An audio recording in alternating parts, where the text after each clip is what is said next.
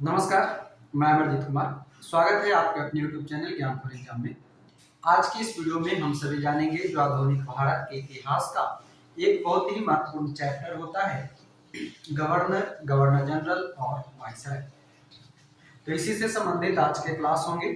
इससे पहले कुछ क्लासेस कराए गए हैं जिनमें हम लोगों ने भारत के स्वतंत्रता संघर्ष को पढ़ा है, 1857 की क्रांति को पढ़ा है। तो वो सभी वीडियो अगर आपने नहीं देखे हैं तो वो भी जाकर के जरूर देख लीजिए। आज का क्लास बहुत ही खास होने वाला है क्योंकि गवर्नर, गवर्नर जनरल और वाइसराय से आपके सभी एग्जाम में 1 से 2 प्रश्न अक्सर दिखाई देते हैं।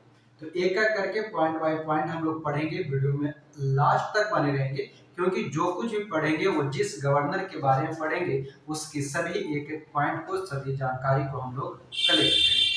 तो उम्मीद करेंगे आप वीडियो में लास्ट तक बने रहेंगे और वीडियो पसंद आने पर लाइक शेयर कमेंट भी जरूर करेंगे। तो आइए देखते हैं आज के क्लास का कुछ क्या खास है, आप हमारे साथ बने रहेंगे। चलिए तो हेडिंग डाल देंगे सारे लोग, गवर्नर, गवर्नर जनरल और वाइसराय। एक एक करके हम लोग पढ़ना शुरू करेंगे। उससे पहले कुछ पॉइंट लिखवाएंगे, उसको लिख लीजिएगा। उसके बाद फिर गवर्नर और गवर्नर जनरल पे चर्चा करेंगे, ठीक ना। तो सारे लोग जल्दी से हेडिंग डालेंगे। और आज का क्लास बहुत ही इंपॉर्टेंट है, इसको छोड़िएगा नहीं। ये 1 से 2 दिन क्लास चलेगा, ठीक है। कम से कम 2 क्लास तो जरूर लगेगा पूरा खत्म करने में। तो इसलिए जो भी क्लास होगा 1-2 वो देख लेंगे, और जिनका कहीं गलती से छूट जाता है तो वीडियो देख लेंगे। चलिए, कल वाला वीडियो अपलोड हो गया है, लिंक हम दे देंगे, ठीक है। कल वाला आपका हिस्ट्री अपलोड हो गया है और लूसेंट का जो भी था वो अपलोड हो चुका था। पॉलिटी अपलोड करना बाकी है, वो हिस्ट्री वाला भी हम दे देंगे, ठीक है, क्लास वाला। चलिए तो शुरू किया जाए। अब देखिए, हम लोग पीछे कुछ क्लास पढ़े होंगे। तो पीछे क्लास में हम लोग पढ़े थे जिसमें कि 1857 की क्रांति के समय भी हम बताए थे कि 1857 की क्रांति के अंतर्गत जो ब्रिटिश सरकार का जो नींव पड़ता है, उस नींव से पहले भारत में ब्रिटिश सरकार का धीरे धीरे जो प्रभाव आना शुरू होता है वो कहां से होता है वो हम लोग पढ़े, ठीक है। जिसके तहत हम लोगों ने पढ़ा था सबसे पहले कि पलासी का युद्ध कब हुआ था।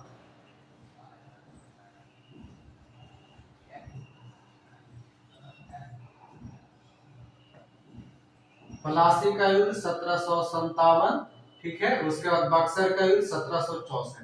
ये 2 युद्ध जो है, यानी कि पलासी के युद्ध से भारत में ब्रिटिश सरकार की नींव पड़ जाती है ना। यानी कि 1757 के बाद से, 56-57 के बाद से भारत में पलासी के युद्ध के बाद जो है ब्रिटिश सरकार का नींव पड़ जाता है।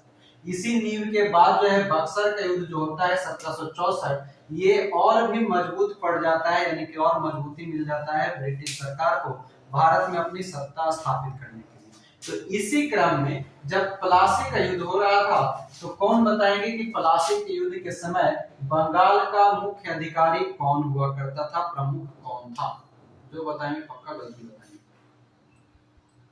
बताइए जरा। पलासी के युद्ध के समय बंगाल में प्रमुख कौन था? Lord Clive. बिल्कुल गलत है। अब देखिए, हम यहां पर एक शब्द लिखे हैं, नाम लिखे हैं, देखिए तो दिखा ड्रेक नाम का एक व्यक्ति है, ठीक है। मन में सवाल आया होगा कि आज तक तो पढ़ते आए हम क्लाइव, ये ड्रेक कहां से आ गया? तो देखिए, ड्रेक को हम डायरेक्ट ला दिए, ठीक ना। सुनिए होता क्या। जब पलासी का लड़ाई लड़ा जा रहा था उस समय हमने कहा कि बंगाल का प्रमुख जो है पहले प्रमुख हुआ करता था।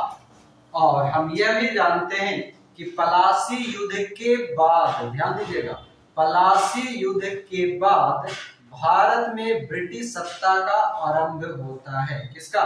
भारत में ब्रिटिश सत्ता का आरंभ पलासी युद्ध के बाद होता है। इसलिए जब बंगाल में युद्ध चल रहा होता है पलासी का, उस समय बंगाल का प्रमुख ड्रेक हुआ करता है और ड्रेक के साथ साथ रॉबर्ट क्लाइव हुआ करता है, जो कि एक साधारण व्यक्ति के रूप में, यानी कि ब्रिटिश सरकार के क्या बोलते हैं, क्लर्क के रूप में, ठीक है, ब्रिटिश सरकार के क्लर्क के रूप में भारत उसको भेजा गया था। मगर जो रॉबर्ट क्लाइव था, रॉबर्ट क्लाइव ने प्लासी का युद्ध जीतने का काम किया है, इसलिए उसके बाद जो है रॉबर्ट क्लाइव को बंगाल का गवर्नर बनाया जाता है। बात तो समझ में आया? ये आपका बैकग्राउंड था जहां तक आप लोग अभी तक फंसे हुए थे। यहां तक समझ में आया कुछ? जल्दी से यस और नो।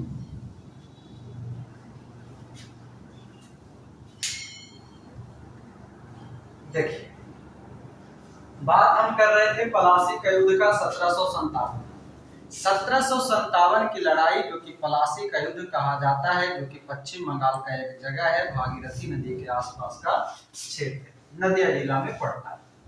बात होता है जब प्लासी के युद्ध का, हमने बताया कि बंगाल का प्रमुख प्लासी के युद्ध के समय ड्रेक नाम का व्यक्ति हुआ करता था, जो कि एक अंग्रेज अधिकारी था।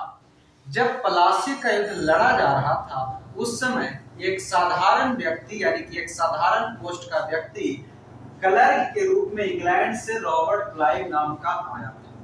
वो क्लर्क बनकर के आया था, और क्लर्क जो था, इसकी अपनी इतनी क्षमता थी कि उस क्षमता के कारण ड्रेक के साथ मिलकर के रॉबर्ट क्लाइव ने प्लासी का युद्ध जीता। यानी कि सबसे निर्णायक भूमिका और प्रमुख भूमिका निभाने वाला व्यक्ति, युद्ध को जीतने वाला और जिताने वाला जो था, वो रॉबर्ट क्लाइव होता है, जबकि बंगाल का प्रमुख प्लासी के युद्ध के समय ड्रेक होता है। और इसलिए जब भी हमसे प्रश्न पूछता है तो हमसे पूछता है कि प्लासी के युद्ध के समय गवर्नर कौन था बंगाल का, तब रॉबर्ट क्लाइव बंगाल का प्रमुख पूछेगा। यहां तक क्लियर है? कोई दिक्कत? यस और नो? बहुत सारे लोग इसको पहला बार सुने होंगे, देखे होंगे, तो बहुत सारे लोग अचंभित हो रहे होंगे। अगर अचंभित होने वाला नहीं है, जो है हम आपका पूरा डॉट क्लियर कर देंगे, ठीक ना? एक होता है बंगाल का प्रमुख, जब प्लासी का युद्ध हो जाता है, होने के बाद, जीतने के बाद बंगाल में एक नया पोस्ट क्रिएट किया जाता है, वो पोस्ट कहलाता है बंगाल का गवर्नर। और इस प्रकार बंगाल का पहला गवर्नर जो बनता है, वो बनता है रॉबर्ट क्लाइव। यहां तक क्लियर है? और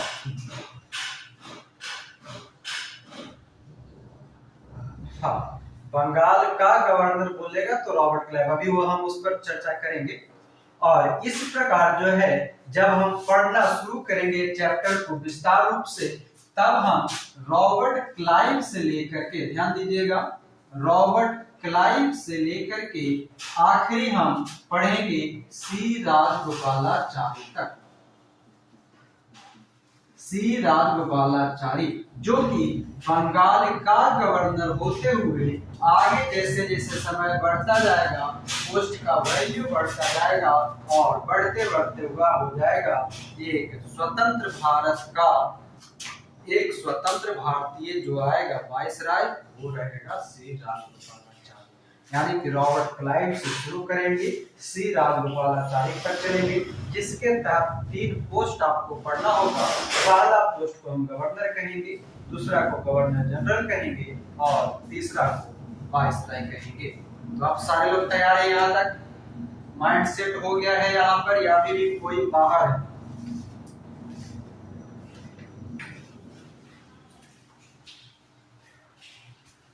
सेट हो गया ना?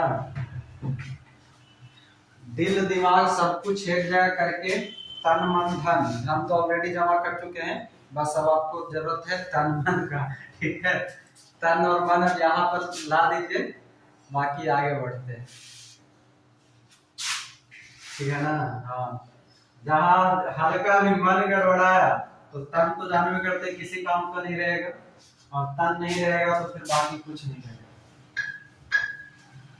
इसलिए तन और मन दोनों यहाँ पर अब फिलहाल 1 घंटा के लिए कर दीजिए। 1 घंटा नहीं है, 40 मिनट है। बहुत सारा कुछ नया नया देखने के लिए मिलेगा। लगेगा कि पहली बार सुने हैं, अटपटा सा लगेगा। मन करेगा तो 2-4 आशीर्वाद हमको दे सकते हैं, अगर हम अटपटा सा थोड़ा बहुत पढ़ाएंगे, ठीक ना, मतलब लिखवाएंगे। तो अब आइए, हमने पीछे बैकग्राउंड आपको बता दिया कि प्लासी के युद्ध के बाद जो है एक नया पोस्ट ब्रिटिश सरकार द्वारा बनाया जाता है।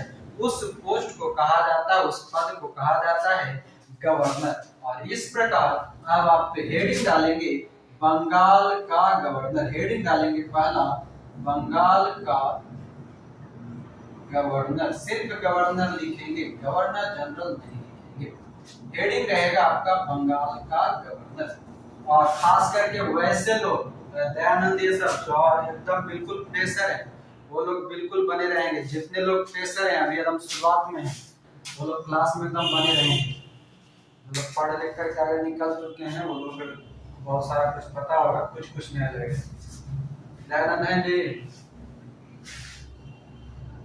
हाँ बने रहिएगा एकदम, ठीक है। जो एकदम फ्रेशर हैं, जो पहली बार इस सब चीज को टच कर रहे हैं, वो लोग एकदम बने रहिएगा, बहुत कुछ सीखने मिलेगा।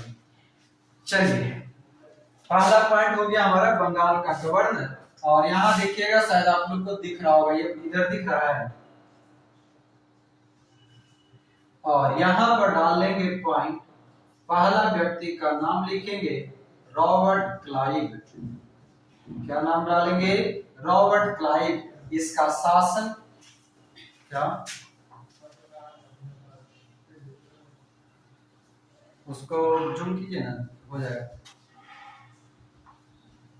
हाँ, बाकी हम बोलेंगे, आप लोग लिखते चलिएगा।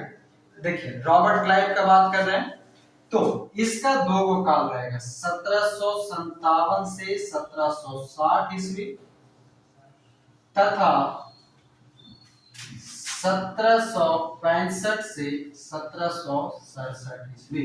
इसका जो काल होता है 2 चरण में करके हम पढ़ेंगे, पहला चरण और दूसरा चरण,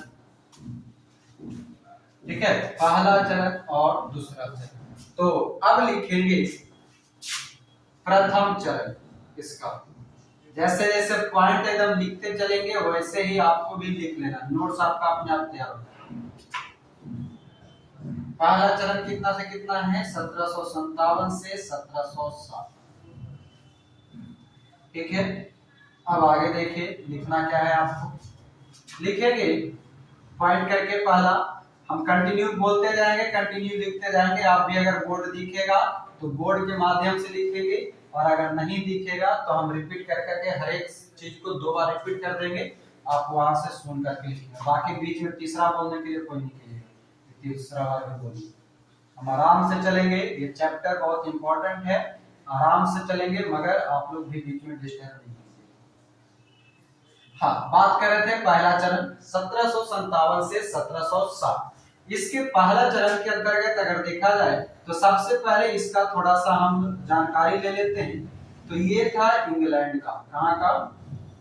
इंग्लैंड का रहने वाला था।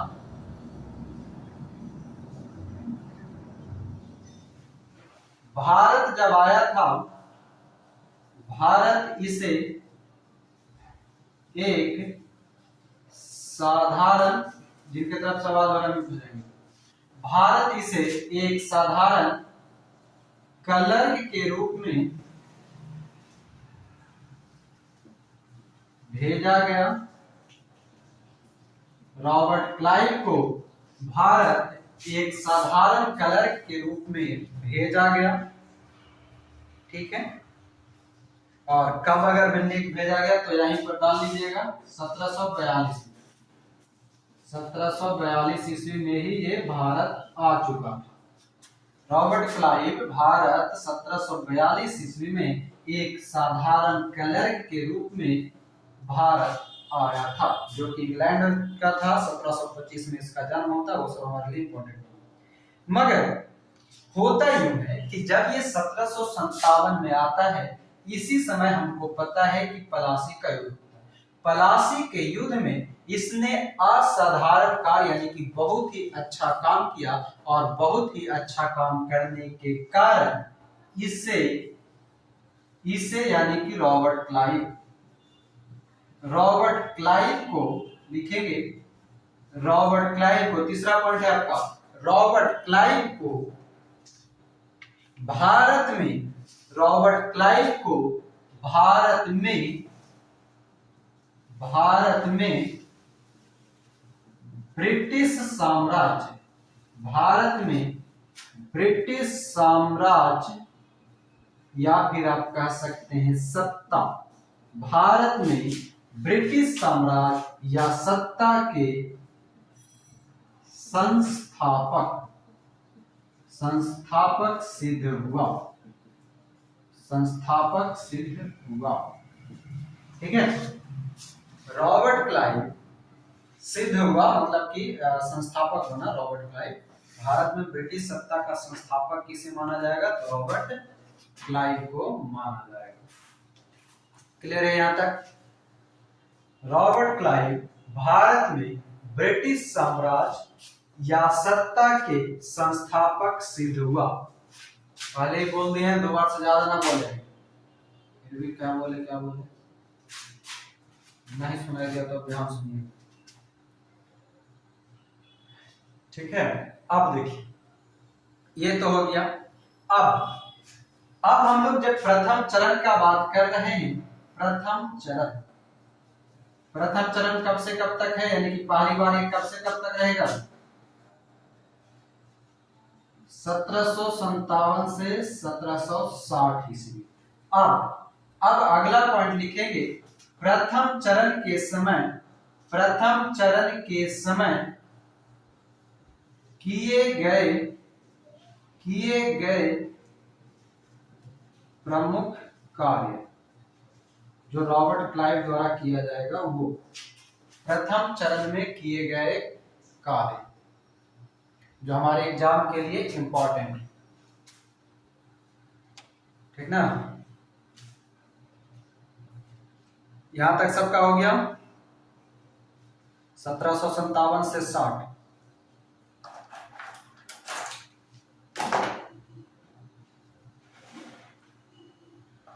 चलिए अब इसमें एक करके हम यहां पर लिखेंगे, आपको भी लिखना है।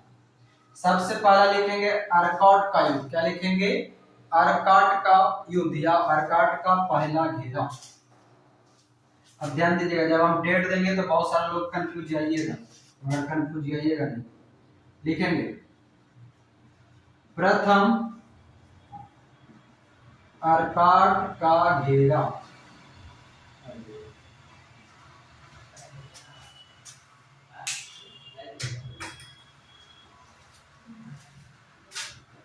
हाँ देखिएगा तो आवाज सबको सही है?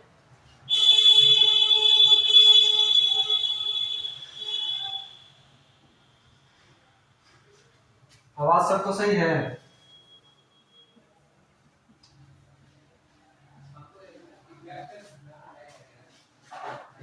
एक मिनट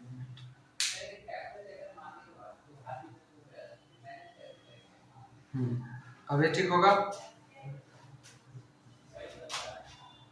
ठीक है ना? हाँ तो लिखिएगा, हाँ पहला लिखिएगा प्रथम अर्काट का घेरा, ब्रैकेट में लिखेंगे 1751। मन में आया होगा कि 1751 की तो क्या 1757 क्लियर करते हैं।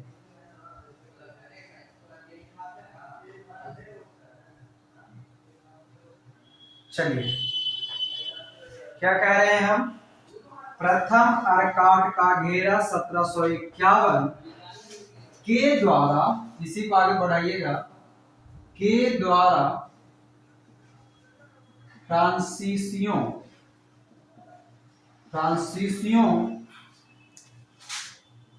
के योजना पर पानी फेर दिया, मतलब कि खराब कर दिया, पानी फेर दिया। इसी में लिखेंगे दूसरा, नहीं हाँ इसी में दूसरा पॉइंट लिखेगा, प्रथम अर्कॉट का घेरा 1751 के द्वारा फ्रांसीसियों की योजना पर पानी फेर दिया। मोहम्मद अली को कर्नाटक का नवाब बना दिया। ऐसा कि यही पर लिखी है। फिर पानी फेर दिया तथा मोहम्मद अली को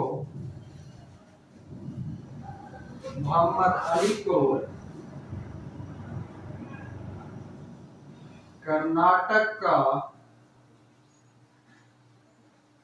नवाब बना दिया। फिर से सुनिए, आखिरी बार बोल रहे हैं। रॉबर्ट क्लाइव का प्रमुख कार्य के तहत पहला जो है वह है प्रथम अर्कॉट का घेरा 1751।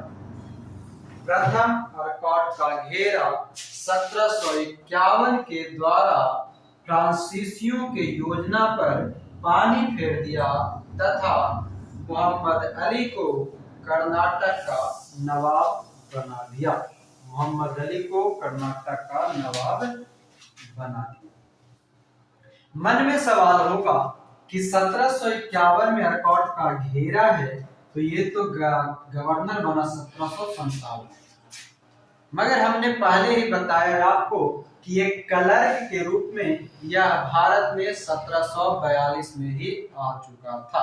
ठीक है, इसलिए क्लर्क रहते हुए इसने प्रथम अर्कॉट का घेरा दिया था और इसी कारण ये सभी इसके सैन्य कुशलता और अच्छे प्रशिक्षण का दृश्य दर्शाया। और यही कारण था कि ये बाद में चल करके ब्रिटिश सत्ता का भारत में संस्थापक बनता है। यानी कि इससे एक चीज सीखने के लिए मिलता है हमें रॉबर्ट क्लाइव से कि अगर आपके पास योग्यता है तो आप क्लर्क से शासक भी बन सकते हैं। यानी कि योग्यता होनी चाहिए किसी भी पद को पाने। ठीक है, ये कंप्लीट है। बढ़े आगे। हाँ, तथा मोहम्मद अली को कर्नाटक का नवाब बना दिया।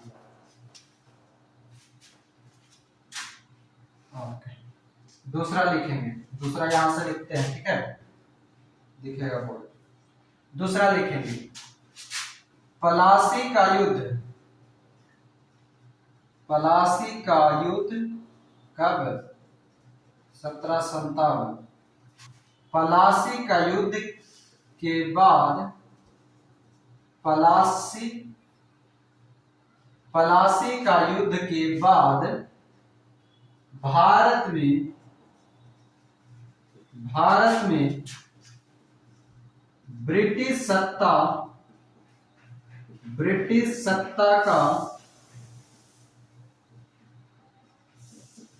बीजारोपण यानी कि आरंभ। बीजारोपण मतलब शुरुआत हो चुका था, आरंभ। प्लासी का युद्ध 1757 के बाद भारत में ब्रिटिश सत्ता का बीजारोपण या आरंभ, तथा इसी में लिखेंगे तथा बंगाल के नवाब किसको बनाया था? तथा बंगाल के नवाब पहले कौन था? सिराजुद्दौला को हटाकर मीर कासिम को नवाब बनाया।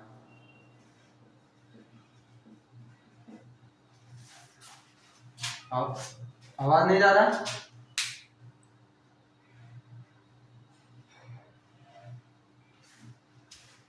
कान कहाँ है? कान लगा के सुनिए ना।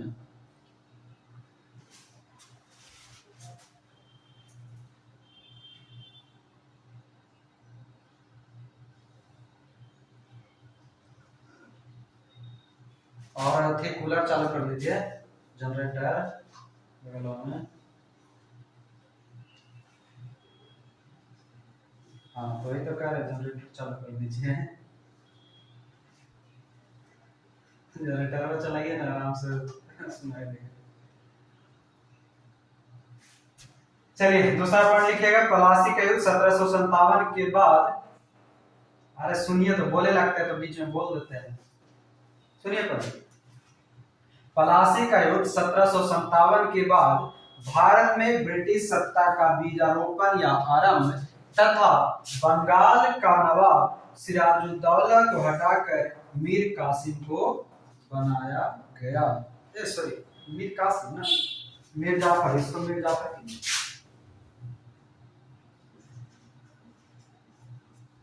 मीर कासिम नहीं, पहला मीर जाफर होता है। कोई बीच में बोले भी नहीं कि हाँ गलत लिखा है।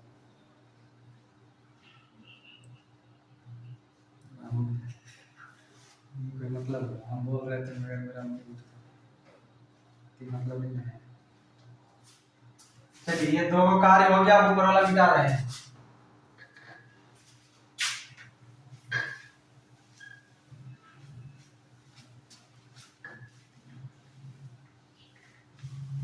तीसरा काम लिखेंगे,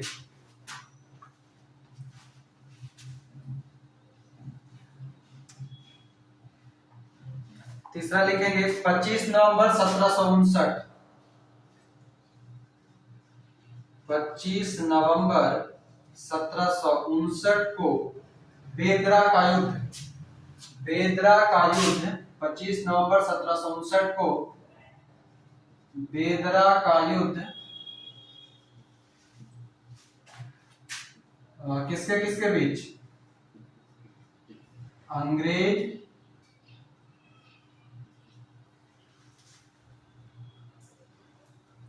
अंग्रेज और डचों के बीच। ठीक है, 25 नवंबर 1759 को बेदरा का युद्ध अंग्रेज और डचों के बीच जो होता है, ठीक है, जिसमें डच जो होता है क्या होता है? पराजित हो जाता है। याद रखिएगा, डच पराजित होता है, अंग्रेज जीतता है। लिख लीजिए के बीच हुआ, जिसमें अंग्रेज जीता, मतलब कि रॉबर्ट क्लाइव जीत गया। कोई दिक्कत यहाँ तक नहीं होना चाहिए। अब आगे आइए, ये इसका पहले चरण का काम हो गया। ठीक है, ये तीन को जो प्रमुख काम है, ये इसका पहले चरण का।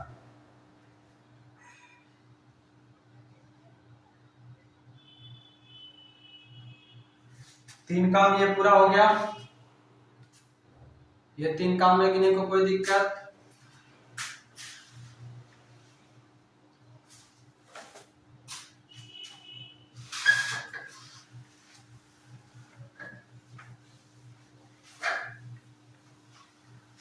चलिए अब दूसरा चरण निकालेंगे। दूसरा चरण हेडिंग डाल लेंगे।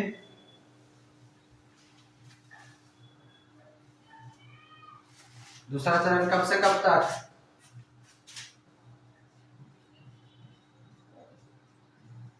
दूसरा चरण 1765 से 1767 ईस्वी, है ना। 1765 से 67 ईस्वी में पहले एक पॉइंट लिखिएगा, बक्सर के युद्ध। बक्सर के युद्ध कब? 1764। लिखेंगे बक्सर के युद्ध के बाद, बक्सर के युद्ध के बाद, बक्सर के युद्ध के बाद रॉबर्ट क्लाइव पुनः बंगाल का गवर्नर नियुक्त हुआ। शॉर्टकट में लिख लीजिए, नियुक्त हुआ, मतलब कि इसको दोबारा भेजा जाता है। 1760 में ये चला जाता है, फिर बक्सर के युद्ध के बाद, काहे कि इसके पास इतना क्षमता था, ये इतना कुशल था कि अंग्रेज लोग इसको छोड़वे नहीं करता था। कहता था ना तो बड़ा बढ़िया आदमी है, तो जब तक जिंदा है तब तक काम कर। ठीक है,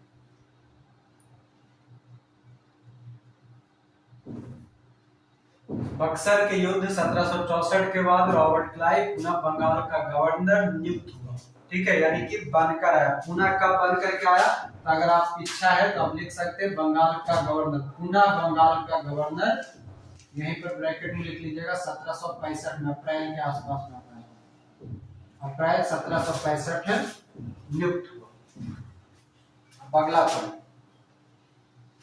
अगला पॉइंट लिखेंगे, बक्सर के युद्ध के बारे में कहानी पीछे हम लोग बता चुके होंगे या नहीं बताए होंगे तो बाद में बताएंगे। ठीक है, खाली लिखिएगा इलाहाबाद की संधि किया, इलाहाबाद की संधि, इलाहाबाद की संधि कौन करेगा, रॉबर्ट क्लाइव ही करेगा। 1765 पूछते रहता है। ठीक है, 2 बार होता है, दोनों पूछते रहता है। 12 और 16 अगस्त को होता है 1765 में।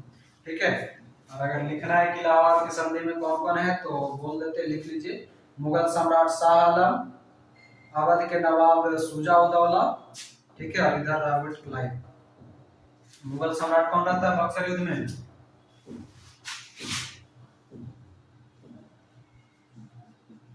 मुगल सम्राट शाह आलम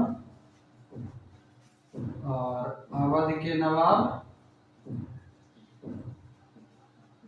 ध्यान दीजिएगा, शुजा-उद-दौला, सिराजुद्दौला नहीं, शुजा-उद-दौला, दोनों में अलग अलग है। शुजा-उद-दौला और सिराजुद्दौला, सिराजुद्दौला बंगाल का था, शुजा-उद-दौला अवध का है। हो गया,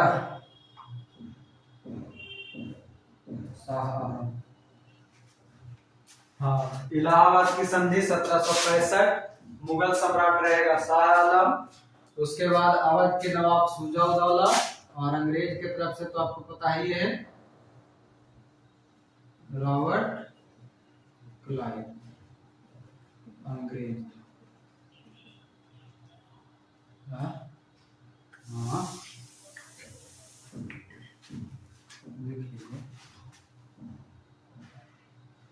ये हो गया।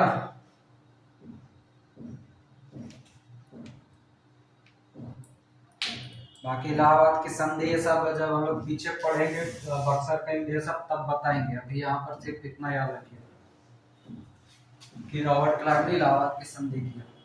उसके बाद अगला लिखेंगे द्वैध शासन की शुरुआत, तीसरा पॉइंट लिख लेंगे द्वैध शासन की शुरुआत। यही सबसे ज्यादा पूछता है, द्वैध शासन की शुरुआत कब शुरू होगा, 1765, रहेगा कब तक, अंत कब होता है,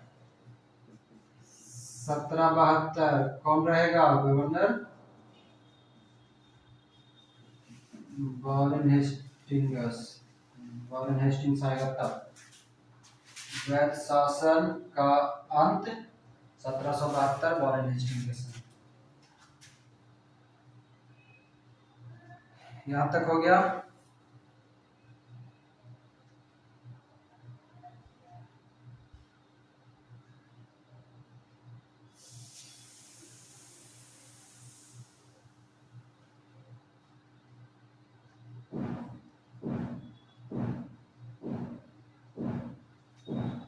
चलिए, ये हो गया आपका। अब एक नोट दे करके लिखिएगा, नोट इनका पास 2000 ये होगा, 2000 वो में लिख सकते हैं, 2000 के नोट किनकर पास मार्केट में लगता है नया नोट नहीं आता ना जी, 2000 वाला।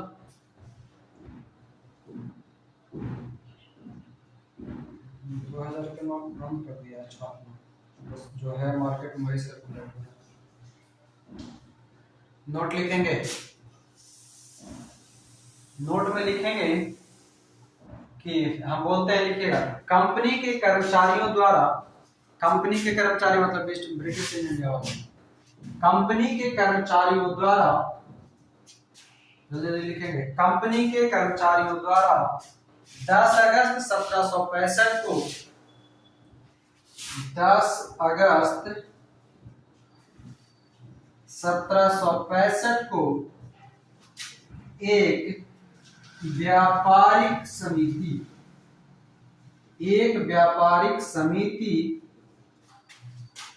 का गठन किया जाता है।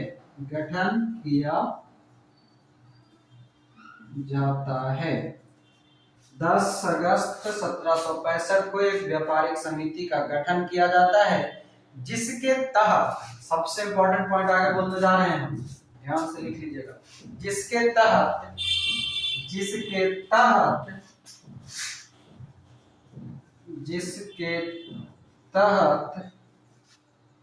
नमक, सुपारी और तंबाकू, ध्यान देंगे, नमक, सुपारी और तंबाकू के व्यापार का, नमक, सुपारी और तंबाकू के व्यापार का एकाधिकार दिया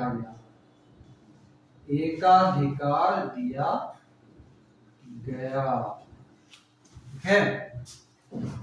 10 अगस्त 1765 को एक व्यापारिक समिति का गठन किया गया, जिसके तहत 3 वस्तु, नमक, सुपारी और तंबाकू के व्यापार पर एकाधिकार दे दिया जाता है।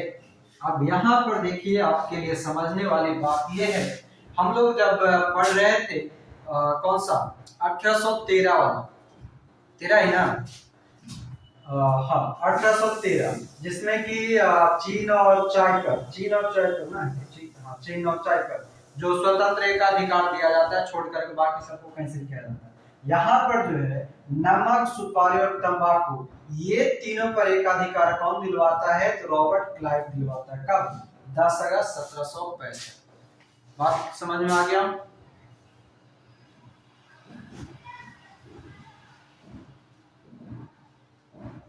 बाकी के सब पूरे तन मन एक जगह जोड़ दिए हैं काजी। कितना मेरा बात सुनते हैं सर, कितना मेरा बात सुनते हैं हम लोग। बात कभी कभी लगता है कि हम लोग कभी कभी अच्छा काम करते हैं।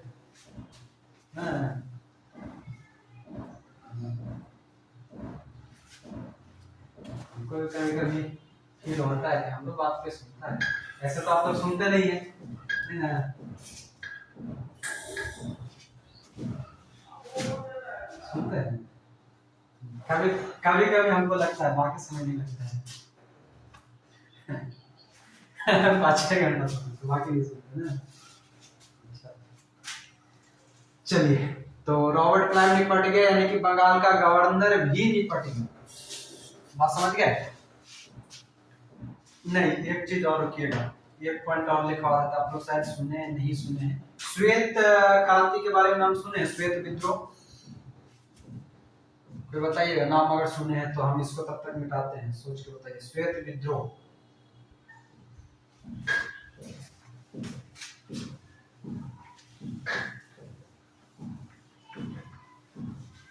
हाँ, एक छोटा सा हेडिंग डालिएगा, श्वेत विद्रोह। इसको यहीं पर खत्म कर देते हैं, रॉबर्ट क्लाइव से संबंधित है।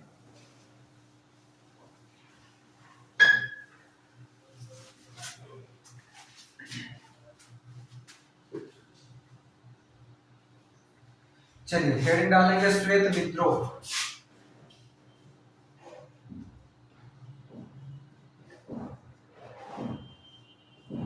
और कहानी सुनिएगा। होता जो रॉबर्ट क्लाइव था, रॉबर्ट क्लाइव ने क्या किया कि सैनिकों में सुधार करना था। क्या करना चाहा? सैनिकों में, जो सैनिक, भारतीय सैनिकों का जो कुछ भी वेतन भत्ता था, सैनिकों के कार्यों में सुधार करने का प्रयास किया। ठीक है, सुधार करने का प्रयास किया। ठीक है, इसी को लेकर उसने क्या किया कि सैनिकों को लिखते चलेंगे, मिलने वाला दोहरा भत्ता, सैनिकों को मिलने वाला दोहरा भत्ता बंद कर दिया। ठीक है, पहली बात। दोहरा भत्ता का मतलब ये था कि एक तो कि सैनिक जहां पर है अभी अस्थायी वो, और एक होता ये था कि जब भी वो युद्ध काल में जाता था यानी कि युद्ध लड़ने, तो उसको थोड़ा सा अलग से भी पेमेंट दिया जाता था। ठीक है, तो सैनिकों को मिलने वाला दोहरा भत्ता बंद कर दिया कब? तो 1766 में। पॉइंट इंपॉर्टेंट है, डेट भी इंपॉर्टेंट है। 1766 सैनिकों को मिलने वाला दोहरा भत्ता बंद कर दिया। इसी को लेकर के ये विद्रोह शुरू हो जाता है। ठीक है, चलिए हो गया काम खत्म।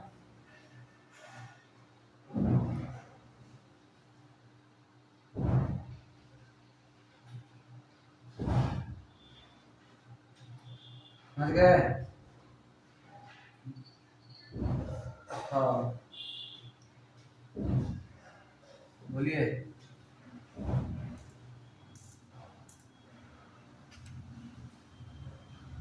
बोलिए।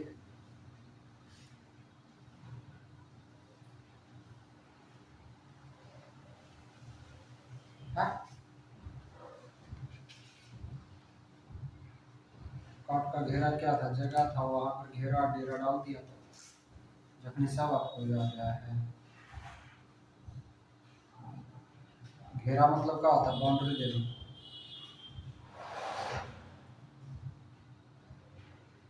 अरे जगह है, कोट क्या था? अखरोट ना है। अरे कॉट बोलते इसको, अरे कॉट, जिसको तो पढ़ रहा है। अरे कॉट, टा से टमाटर, टा से टमाटर, ठीक ना? ये समझ में आ गया। सैनिकों के कार्य में सुधार करने का प्रयास किया। इसी को लेकर के सैनिकों को मिलने वाला जो दोहरा भत्ता था वो बंद कर दिया गया 1766 में। और होता ही था कि बंगाल और बिहार क्षेत्र भी अगर लिखना है तो लिख सकते हैं, बंगाल और बिहार लिख लेंगे। बंगाल और बिहार में जो सैनिक तैनात था, है ना, उसको जो है कि बंगाल एवं बिहार की सीमा से बाहर कार्य करना था, ठीक है। और जो बंगाल और बिहार से बाहर कार्य करता था उसको पहले भत्ता दिया जाता था, लेकिन ये बंद कर दिया। तो ये लोग में क्या हो गया? असंतोष फैल गया। और असंतोष फैला मुंगेर तथा इलाहाबाद में जो स्थित था, मुंगेर और इलाहाबाद में जो कोई भी श्वेत अधिकारी मतलब कि अंग्रेज अधिकारी था, वो लोग इसका विरोध करते। कौन? अंग्रेज अधिकारी ही विरोध करता है, अंग्रेज लोग ही विरोध करता है रॉबर्ट क्लाइव का। इसलिए इस विद्रोह को हम क्या कहते हैं? श्वेत विद्रोह कहते हैं। तो ये आपका श्वेत विद्रोह के साथ ही गवर्नर खत्म हो गया। अब इसको मिटा दीजिए।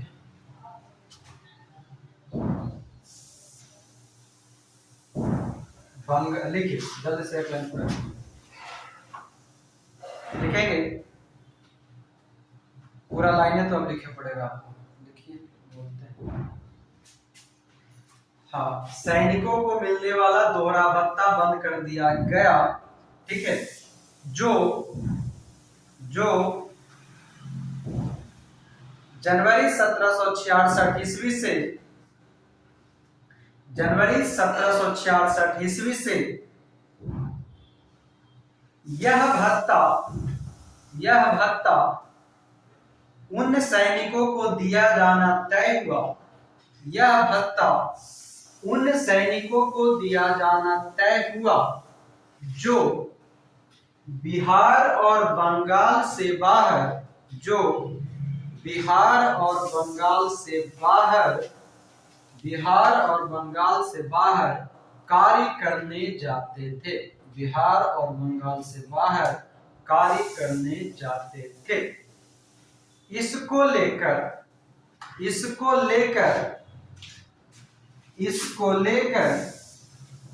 मुंगेर और मुजफ्फरपुर, किसे लिखा था? मुजफ्फरपुर के श्वेत अधिकारी, मुजफ्फरपुर के श्वेत अधिकारी, मुजफ्फरपुर, इसको लेकर मुंगेर और मुजफ्फरपुर के श्वेत अधिकारी, ब्रैकेट में लिख लेंगे ब्रिटिश यानी कि अंग्रेज,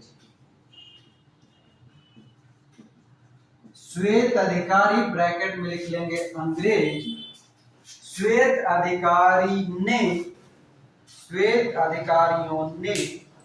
विद्रोह कर दिया, श्वेत अधिकारियों ने विद्रोह कर दिया, इसे ही क्या कहा गया, श्वेत विद्रोह कहा गया।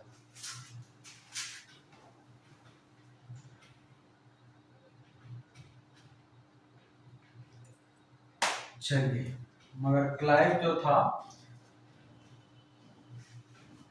हाँ हार्ड था हमारा काम।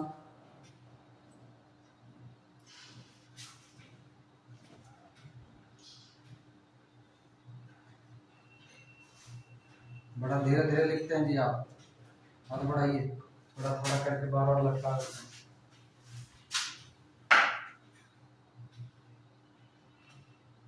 हम बोला गए उतना, कोई बोलिए जी,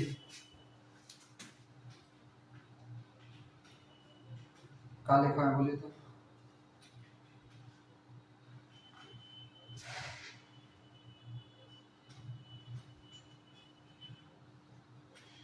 कोई बोल दीजिए वाला लाइन को।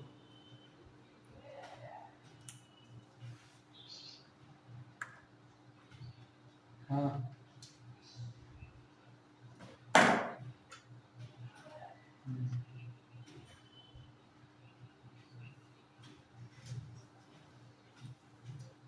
इसी को श्वेत विद्रोह कहा गया, ठीक है। बताइए, पावर बैंक लगाया मैंने कि मेरा मोबाइल चार्ज हो रहा, मेरा पावर बैंक के ना चार्ज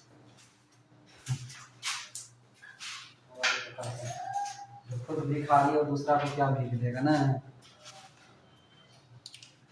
वही वाला कहानी है।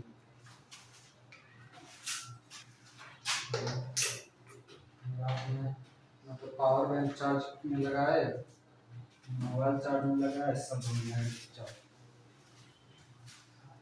घंटा पावर बैंक हो गया काम। चलो चलिए, तो ये खत्म हो गया। अब बिना कुछ सुनिए, बताइए इसको बड़ा पसंद है। एक चीज खाली और याद रखिएगा, इसी में बोल देते हैं, मन में याद रखिएगा। श्वेत विद्रोह जो था, इसको रॉबर्ट क्लाइव ने वापस नहीं लिया है, ठीक है, वापस नहीं लिया। मतलब ये कि रॉबर्ट क्लाइव जो था थोड़ा जिद्दी टाइप का था, तो जो एक और कहा देता था वो फिर करते रहता था, इसलिए तो बड़ा फेमस था अंग्रेज लोग का। अंग्रेज लोग को वही लोग पसंद था जो भारत वालों को सताने में सबसे ज्यादा तेज था, ठीक ना। तो ये एक और जो निर्णय लिया उसको बदलवे नहीं किया। तो याद रखिएगा कि श्वेत क्रांति वापस नहीं लिया, श्वेत विद्रोह वापस नहीं लिया। अब अगला हेडिंग डालेंगे, बंगाल का गवर्नर जनरल।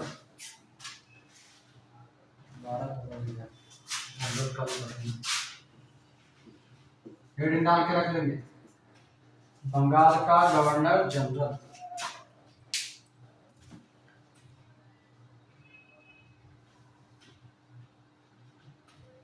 चलिए, 2 मिनट में तो 4 और पॉइंट लिखवा देते हैं तब तक, ठीक है। बंगाल के गवर्नर में हम लोग खाली रॉबर्ट क्लाइव पढ़े, यही पढ़े ना, 2-4 और नाम लिखिए, तब तक काम चलाइए इससे, ठीक है। हेडिंग बाद में डालिएगा, पॉइंट कर करके एक का वो लिखते चलिए, 2-4 पॉइंट बता देते। ऐसा नहीं कि सिर्फ ये मतलब कि रॉबर्ट क्लाइव ही था, बीच में छोटा छोटा और 1-2 गवर्नर आया था, उस सब के बारे में ज्यादा चर्चा नहीं होता है, फिर भी लिखिएगा। पहला लिखेंगे हॉलवेल, पहला लिखेंगे गवर्नर ही है सब, ठीक ना, गवर्नर पहला लिखेंगे हॉलवेल। रॉबर्ट क्लाइव के बाद का बात कर रहे हैं, ये भी ध्यान रखिएगा, रॉबर्ट क्लाइव के बाद हॉलवेल आता है, हॉलवेल, ठीक है। इसका कार्यकाल रहेगा 1760, हॉलवेल का लिखिएगा 1760, और इसका कार्य लिखेंगे, यहाँ पर लिख देते हैं कार्य, सबका एक लिखते चलेंगे। कार्य में लिखिएगा स्थानापन, नहीं स्थापनापन, सीधा सीधा लाइन में लिखिए, स्थापना के समय, स्थापना के समय गवर्नर, स्थापना के समय गवर्नर ऑलवेल का लिखिएगा। ठीक है, कोई बताएंगे कि 1760 में वो घटना हुआ था, 1760 में कोई घटना हुआ था आसपास में, ब्लैक होल से संबंधित कोई घटना हुआ था? कौन सा? जो हाँ, जो 1756 में जो हुआ था ना, उससे घटना को ध्यान से समझिएगा, हम कहना क्या चाह रहे हैं। ब्लैक होल है ना, ब्लैक होल की घटना हुआ कब था? 1756 में। ठीक, ब्लैक होल की घटना हुआ 1756 में, मगर ब्लैक होल की घटना का वर्णन, ब्लैक होल की घटना का वर्णन हॉलवेल ने किया। बात समझ में आया कुछ? जो घटना 1756 में ब्लैक होल की घटना हुआ था, जिसमें सबको एक काल कोठरी में बंद कर दिया था, है ना, 23 लोग के आसपास में बचा था, बाकी सब निपट लिया था, वो घटना के बारे में जानकारी यानी कि उल्लेख किसने किया है? तो हॉलवेल ने किया। प्रश्न पूछा हुआ यूपीएससी का, इसलिए लिखवा दिया। अगला एक प्रश्न और देते, एक और गवर्नर, शायद अभी पीछे जब लिखवा रहे थे बक्सर के युद्ध के बारे में तब जो छूट गया होगा। लिखिएगा। अच्छा पहले ही बताइए, कोई बता सकते हैं बक्सर के युद्ध के समय गवर्नर कौन था?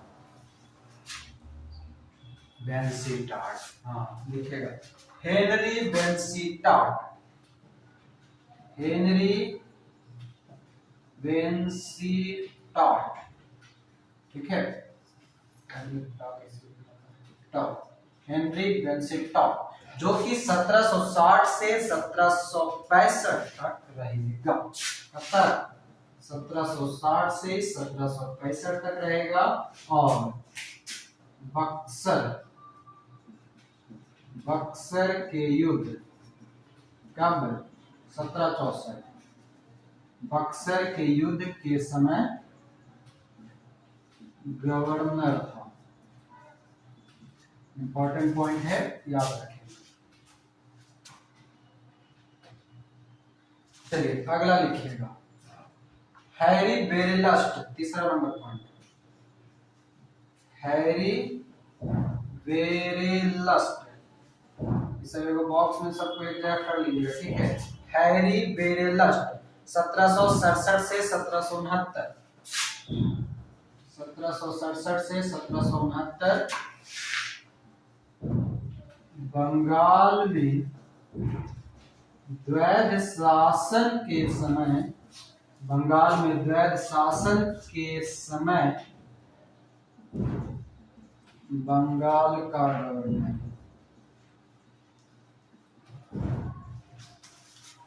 बंगाल में द्वैध शासन के समय बंगाल का गवर्नर कौन था? हैरी बेरेलस्ट। अगला लिखेंगे जॉन कर्टियर, चौथा नंबर, जॉन कर्टियर,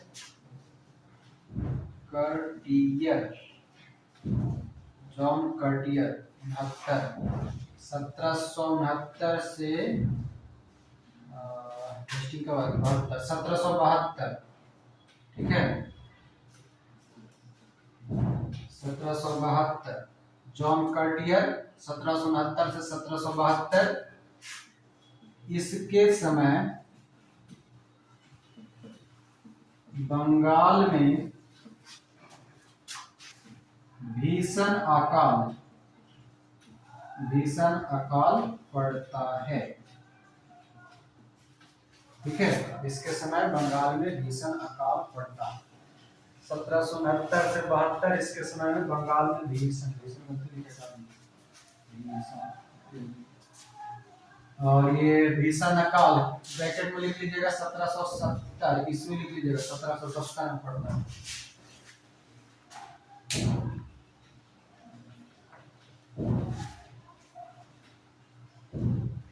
चलिए ये हो गया।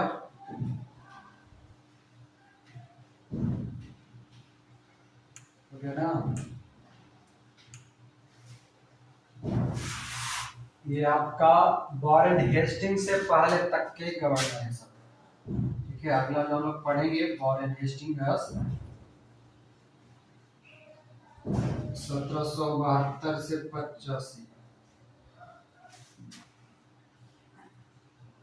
बंगाल में भीषण अकाल पड़ता है, यानी कि भीषण अकाल पड़ा 1770 में पड़ता है। चलिए, तो वॉरेन हेस्टिंग वाला यहाँ पर एक पॉइंट लिखवा देते हैं, वो लिख लीजिए, देखिएगा कहना क्या था। वॉरेन हेस्टिंग में लिखिएगा बंगाल का, लिख लीजिएगा इसको, बंगाल का अंतिम गवर्नर, इसी में दूसरा पॉइंट लिखिएगा, द्वैध शासन को समाप्त किया, जो लगाया था अप्लाई में 1763 में, द्वैध शासन को समाप्त किया।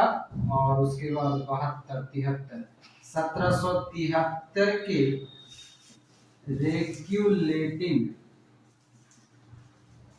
1773 के रेगुलेटिंग एक्ट के तहत बंगाल का पहला गवर्नर जनरल बना।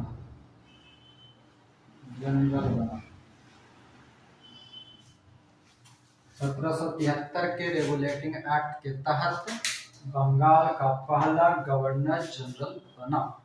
और अगला क्लास हमारा यही होगा, बंगाल का गवर्नर जनरल।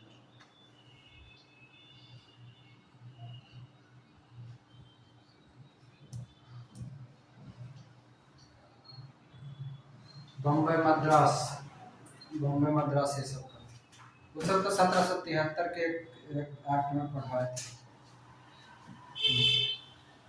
चलिए, सब एक्ट जब संवैधानिक विकास पढ़ा रहे थे पॉलिटी में समय बता रहे। ये हो गया। तो ये हमारा समाप्त।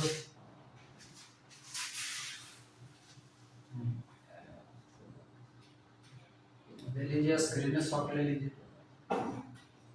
चलिए, ये भी एक बढ़िया आइडिया दे दिए हैं आप। कल हमको कोई वो मैसेज किए थे कि सर हम लिख ही नहीं पाते, वीडियो में दिखवे नहीं करता, तो एक बढ़िया आइडिया मिल गया। स्क्रीन शॉट करते जाइए, बाद में जूम करके देखते रहिए, देखते रहिए। चलिए, तो ये हो गया। तो इस प्रकार आज के क्लास को हम यहीं पे रखेंगे। अगला क्लास होगा हमारा गवर्नर जनरल के रूप में, तो अगला क्लास का इंतजार कीजिए। अभी के लिए सबको बाय बाय, धन्यवाद।